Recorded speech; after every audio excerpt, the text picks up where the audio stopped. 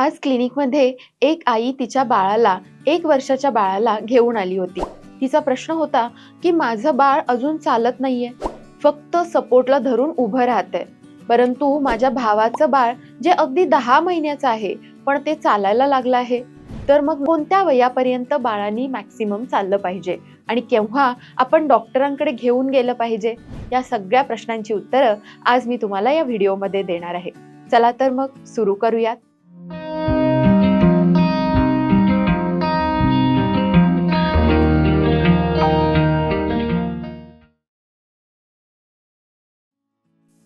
आपल्याला माहित आहे की बाळाचं वॉकिंग किंवा कोणतीही डेव्हलपमेंट एक वेगळ्याच वेगाने चालू असते. ठराविक महिन्याला त्याचे वेगवेगळे माइलस्टोन्स दिसायला लागतात. अगदी पहिल्या महिन्यापासून जे माइलस्टोन्स बाळामध्ये दिसायला पाहिजेत याचे आपण सेपरेट व्हिडिओ केले आहेत. ते मंथ वाईज व्हिडिओ तुम्ही नक्की बघा. त्याची लिंक डिस्क्रिप्शन बॉक्समध्ये देतच आहे. परंतु बाळाची वाढ होत असताना एक महत्त्वाचा रूल असतो जो फॉलो केला जातो. तो म्हणजे बाळाची वाढ ही डोक्यापासून पायापर्यंत होत असते. म्हणजेच काय बघा, सगळ्यात पहिल्यांदा आपलं बाळ मान धरायला शिकतं, म्हणजे मानेच्या इथे डेव्हलपमेंट झाली. त्याच्यानंतर आपलं बाळ उलटं पालटं व्हायला शिकतं, म्हणजेच त्याचा ट्रंकची वाढ होते. याच्यानंतर आपलं बाळ बसायला शिकतं आणि त्याच्यानंतर मग उभं राहायला, मग चालायला आणि अगदी शेवटी पळायलाही लागतं. तर हे सगळे माइलस्टोन्स नक्की कशा प्रकारे होतात? आपल्याला माहित आहे की बाळाने किमान 3 महिन्यापर्यंत मान पकडली पाहिजे. बाळ 5 ते 6 या महिन्यांच्या कालावधीमध्ये रोल ओव्हर म्हणजे उलटं पालटं व्हायला लागतं. यावेळी बाळाचा सगळा बोजा जेव्हा आपण बाळ पालथं ठेवतो तेव्हा हातावर आणि पायावरती देऊन बाळ सरकण्याचा प्रयत्न करतं.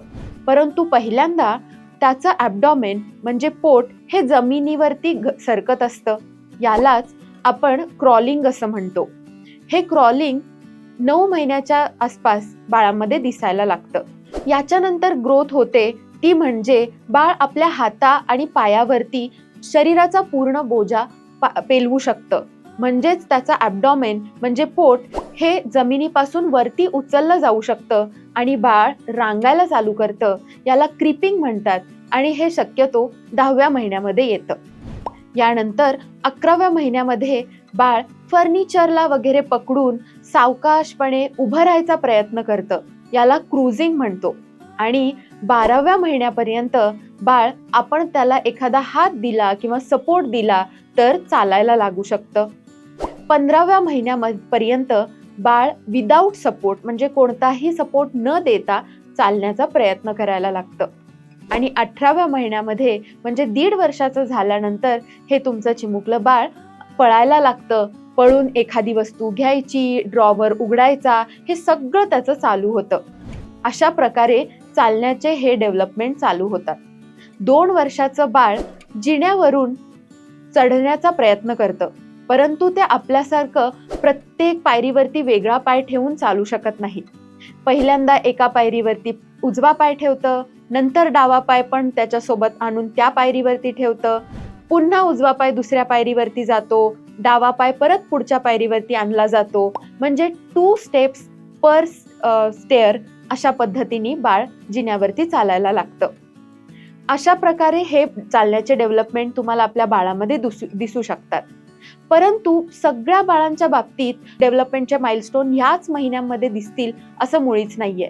काही मुलं अगदी लवकर शिकतात, काही मुलांना थोडा डिलेही होऊ शकतो. खूपदा पेरेंट्सना वाटतं की दुसऱ्यांचं बाळ अगदी फास्ट चालायला शिकलंय, पण आपल्या बाळाला तर चालताच येत नाही, म्हणजे त्याचा डेव्हलपमेंटवरती पुढच्या आयुष्यात काही परिणाम होऊ शकतो का? तर असं अजिबात नाहीये. काही वेळा काही मुलं काही डेव्हलपमेंटल माइलस्टोन्स लवकर अचीव करतात, काही मुलं थोडी उशिरा अचीव करतात.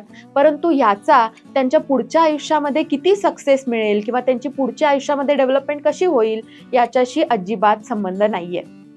परंतु काही वेळा डेव्हलपमेंट अतिशय डिले असणं हे धोकादायक असू शकतं. मग नक्की कधी कोणते रेड फ्लॅग साईन्स आपल्याला आपल्या बाळामध्ये बघायला पाहिजेत हे मी तुम्हाला आता सांगणार आहे.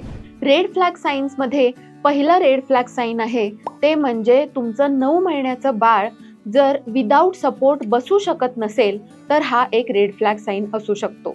जर तुमचं 12 महिन्याचं बाळ म्हणजे 1 वर्षाचं बाळ हे विथ सपोर्ट ही उभं राहू शकत नाहीये तर हाही धोक्याचं चिन्ह असू शकतं. तुमचं 18 महिन्याचं बाळ इंडिपेंडंटली स्वतः विदाऊट सपोर्ट चालत नसेल तर मात्र तुम्हाला लवकर डॉक्टरांकडे जायला लागेल. 1.5 ते 2 वर्षे या कालावधीपर्यंत बाळ चालण्यासाठी प्रयत्न करतो. म्हणजेच 1.5 ते 2 वर्षापर्यंत जर तुमचं बाळ विदाऊट सपोर्ट अजिबातच चालत नाहीये तर मात्र हे धोक्याचं चिन्ह असू शकतं आणि अशा वेळी तुम्ही लगेच डॉक्टरांकडे गेलं पाहिजे. आता तुमच्या बाळाच्या वॉकिंगमध्ये म्हणजे बाळाचं चालणं लवकरात लवकर व्हावं त्याच्यासाठी काही वेगवेगळ्या ॲक्टिव्हिटीज आपण करू शकतो का? तर हो, नक्कीच आपण वेगवेगळ्या ॲक्टिव्हिटी करू शकतो. तुम्हाला जर त्या ॲक्टिव्हिटीविषयी व्हिडिओ पाहिजे असेल तर कमेंट सेक्शनमध्ये नक्की लिहून पाठवा. आम्ही त्यावरती नक्की व्हिडिओ तयार करू. अशाच युजफुल आणि इन्फॉर्मेटिव्ह व्हिडिओसाठी डॉक्टर मॉमी चॅनलला नक्की सबस्क्राईब करा. धन्यवाद.